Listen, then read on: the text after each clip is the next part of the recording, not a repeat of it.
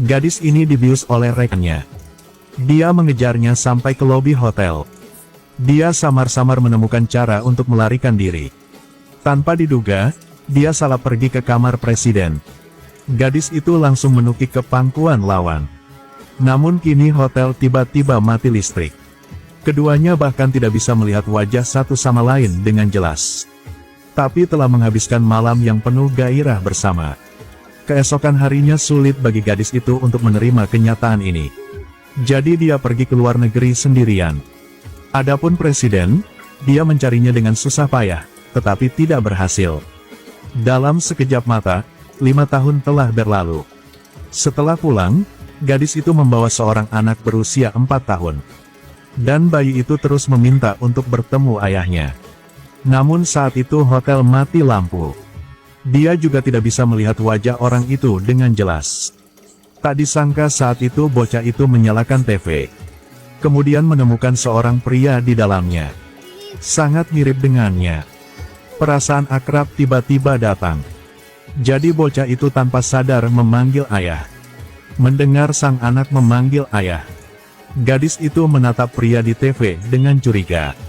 Tanpa diduga, dia juga merasa bahwa pihak lain sangat akrab.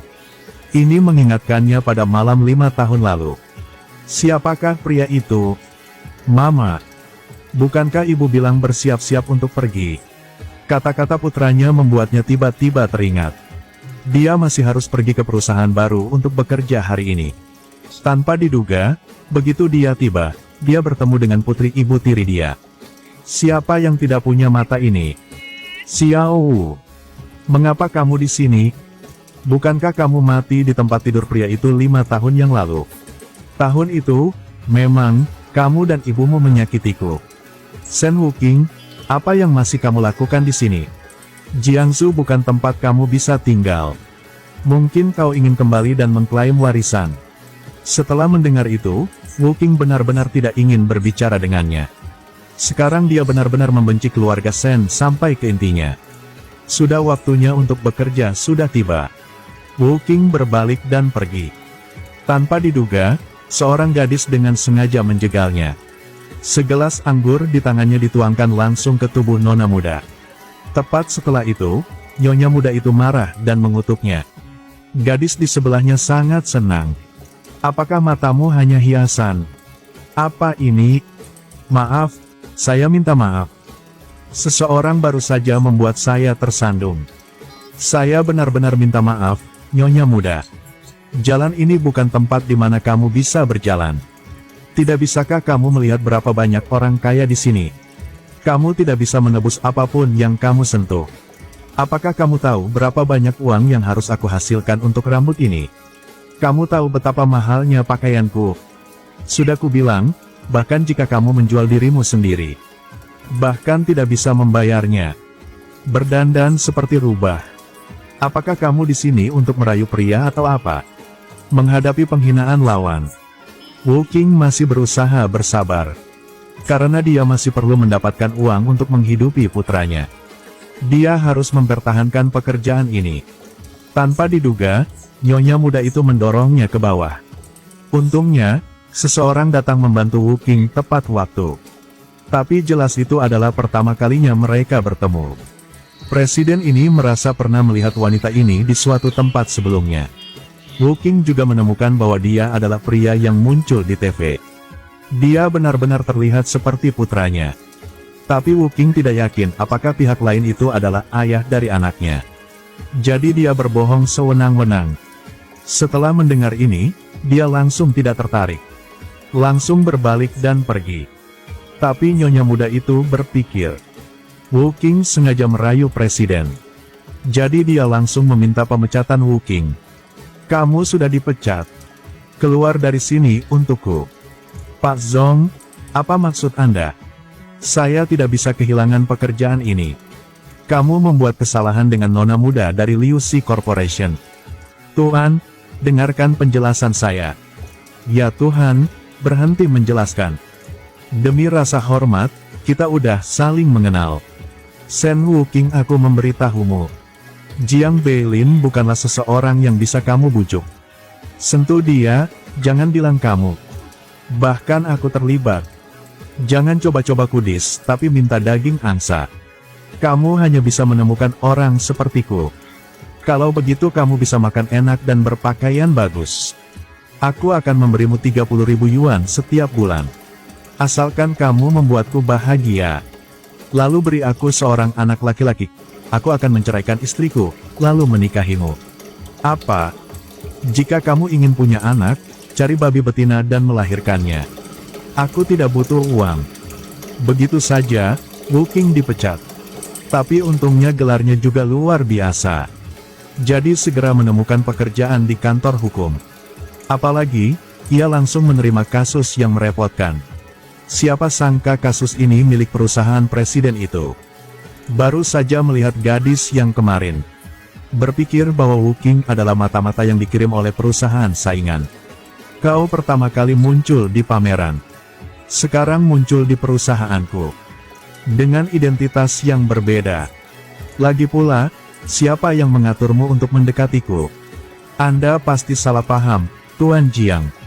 Aku hanya kekurangan uang. Lakukan saja beberapa pekerjaan tambahan. Namun, Presiden mengira dia adalah orang yang punya banyak skema. Segera minta kantor hukum untuk mengubah orang. Karena itu, Wu Qing kehilangan pekerjaan keduanya. Dia tidak punya pilihan selain mewawancarai untuk menjadi pengasuh. Tapi tidak mengharapkan itu.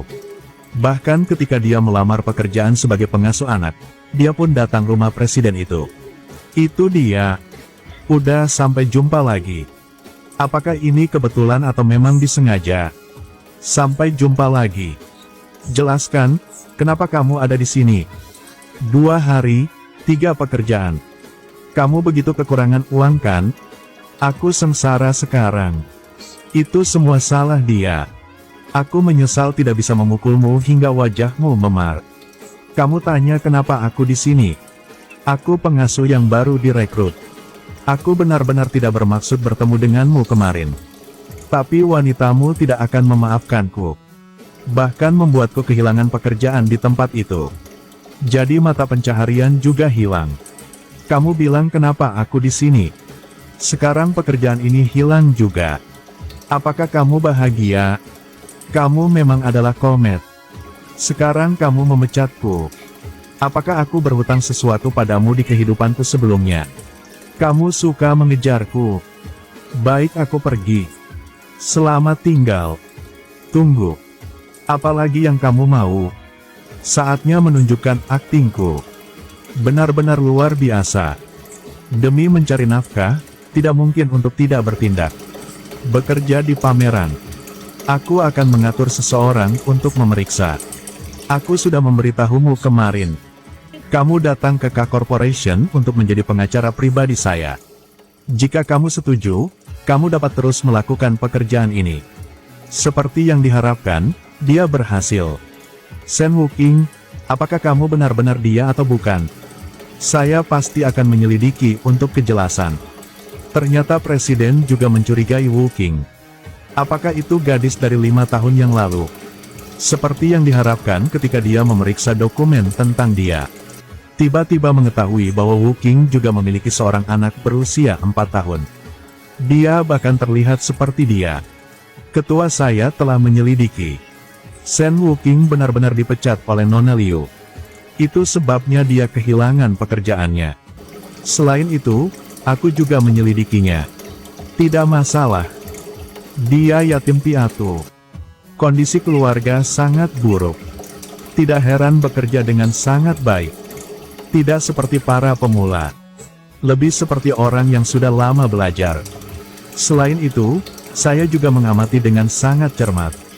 Tangannya jauh lebih kasar daripada gadis normal. Aku yakin itu bukan kebohongan. Baiklah. Aku keluar ya. Nona Sun, apakah Anda mau makan buah? Aku sudah menunggu perusahaan sepanjang sore. Sekarang datang rumah dan tunggu selama 2 jam. Kapan Beilin akhirnya kembali? Urusan tuan muda, saya tidak berani bertanya. Kalau gitu, Nona muda bisa pulang dulu aja. Hei, apakah kamu baru di sini? Apakah kamu sudah menyirami bunga di taman? Tidak bisakah kamu melihat mereka sekarat? Rumah ini benar-benar tidak bagus tanpa pemilik perempuan. Ya, saya segera pergi. Apakah kamu sudah cukup bermain? Saya minta maaf. Mengapa kamu tidak datang ke grup K untuk bekerja? Aku hanya tidak bebas. Aku hanya tidak ingin hidup di bawah matamu. Sen Wuking, pekerjaan apa yang kamu lakukan? Tuan muda, saya tidak sengaja melakukannya. Dia tiba-tiba muncul dan membuatku takut. Maksudmu aku salah? Aku tak bermaksud seperti itu. Aku pasti akan lebih memperhatikan lain kali. Apakah kamu yakin memperhatikan gerakan di belakang? Beilin, kenapa kamu basah kuyup?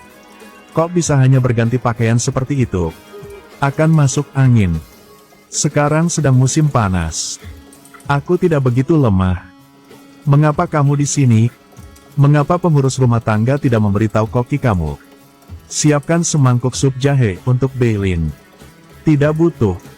Masalah keluarga Jiang, sejak kapan giliranmu untuk diperintah oleh orang luar? Bukan, aku tidak berani. Bibi menyuruhku datang menjagamu. Tentu saja aku harus menjagamu dengan baik. Bu, orang yang ibu kirim ini, apa yang kamu lakukan lagi? Wan akan tinggal di rumahmu selama beberapa hari. Semua anggota keluarganya telah pergi ke luar negeri. Dia sendirian di rumah, aku tidak yakin tentang dia. Dia di tempatmu. Bisa juga membantu ibu merawat kamu. Aku tidak membutuhkannya, suruh dia pergi. Sudah ku bilang, Bu, jangan lakukan hal omong kosong lagi. Aku sudah punya istri. Maksudmu gadis dari 5 tahun yang lalu. Kalau begitu kamu ayo pergi menemukannya. Biarkan aku bertemu dengan dia. Kamu bahkan tidak tahu seperti apa rupa orang itu. Ibu pikir kamu hanya mencari seseorang sewenang-wenang. Hanya untuk menipu ibumu, kan? Oke. Tuan Sen Wuking kembali. Saya masih memiliki pekerjaan yang harus dilakukan. Katakan padanya untuk memberikanku telepon aku. Iya. Berhenti. Cepat memberikan telepon kepada tuan muda. Ini barang Anda. Cara kamu berbicara tidak memiliki aturan sama sekali. Saya di sini untuk bekerja, bukan untuk menjadi pelayan. Tidak patuh. Bukan tuan. Saya akan segera belajar. Sen Wuking, aku memperingatkanmu. Jangan mengandalkan dirimu yang cantik, lalu merayu Beilin. Bahkan tidak melihat ke belakang untuk melihat apa identitas kamu. Ya ampun, saya tidak berani. Pengurus rumah menyuruh saya untuk memberinya telepon. Saya juga tidak ingin pergi. Jangan berpura-pura lagi. Jangan berpikir aku tidak tahu apa yang kamu lakukan. Nanti, jauhi Beilin sebentar. Apakah kau ingin naik ke tempat tidurnya? Jangan bermimpi. Jangan salahkan aku karena tidak mengingatkanmu. Ada seorang wanita sebelumnya. Tidak tahu bagaimana hidup atau mati, dia ingin naik ke tempat tidurnya. Akhirnya dibuang keluar. Jika kau berani memiliki niat dengannya, maka jangan lakukan pekerjaan ini lagi. Andai saja Anda menyukainya seperti itu. Ayo ikat dia di pinggang Anda. Dengan gitu Anda bisa nyaman. Kau... Ini peringatan. Jika ada waktu berikutnya, aku tidak akan bertindak lembut seperti itu. Dia juga tidak keluar dan mendengar dan melihat. Siapa yang berani menyinggung aku? Mengandalkan pengasuh kecil sepertimu tidak sepadan. Tonton hingga kini, ayo kita suka dan bagikan. Untuk menonton wanita ganas ini. Apa yang dia akan lakukan untuk mendapatkan Beilin? Dan apakah Beilin dan Wuking saling mengenali? Dan tinggal bersama atau tidak? Mari kita tunggu bersama ya. Baiklah, sampai jumpa lagi.